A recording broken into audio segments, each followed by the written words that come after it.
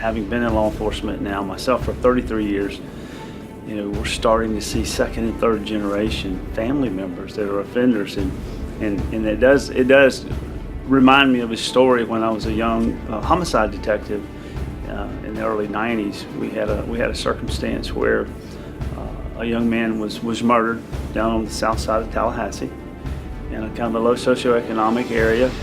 He was a 14-year-old kid who was a lookout, and he was pretty popular in the community that he lived in because he had status and he was associated with drug dealers and gangs, and ultimately he got crossed up with the very people he was serving, and he was murdered.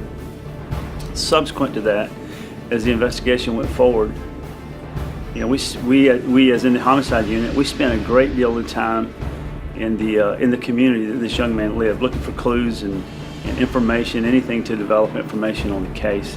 So we're down in this community throughout the week, several weeks, but during the week, if you will. And so we would be there at 10, 11, 12 o'clock at night in the complex where this young man lived. And what I saw, it really did, it struck me even many, many years ago. And I had a very young daughter at the time, but I would see kids in the middle of the night, 10, 11, 12 o'clock at night running around this complex, and I don't know if they lived with their parents, if their parents knew where they were. We use the term school night, so it would be a Tuesday, Wednesday, Thursday night, and these kids are running around unsupervised. And so what struck me is that at that very moment, my daughter was at home. She had been fed a hot meal, read to, put to bed. She was going to wake up to a loving parents, both of them, a meal, and be taken to school. And so as I looked around and I saw the mayhem or the chaos that these children were being raised in, it became really clear to me that 10-year-old that I was looking at on any given night would probably be incarcerated within the next 8 years at the Leon County Jail as a result of the environment and the generational upbringing and that they were surrounded by. And so it was a huge epiphany for me as a person and as a law enforcement officer to know that this kid was probably destined for a criminal activity, and it's really not a choice they made.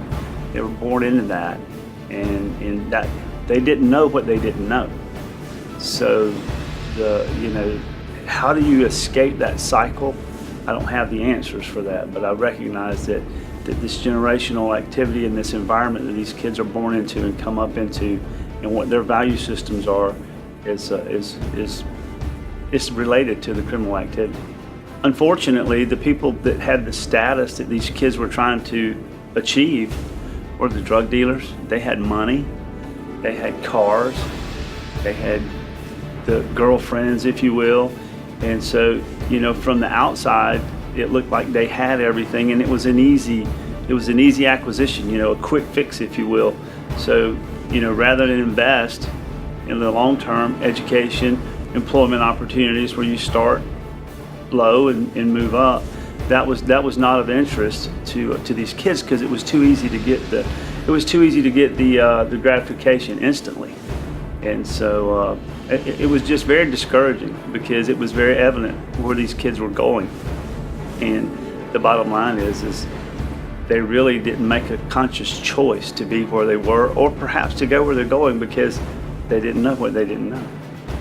One of my primary focuses since having been appointed sheriff back in January of 2015 has been on the youth. We've implemented some programs that are a web-based program for tracking at-risk youth, even before they have engaged in criminal activity. Sometimes some of their issues are recognized by school resource deputies and things of that nature, and we try to introduce them to social service agencies early on, because if you can avoid coming in contact with the criminal justice system, then of course that's much to their advantage as well. So really putting a lot of focus on youth, at-risk youth, because I do believe if we can do something about it early, we won't have to do something about it later.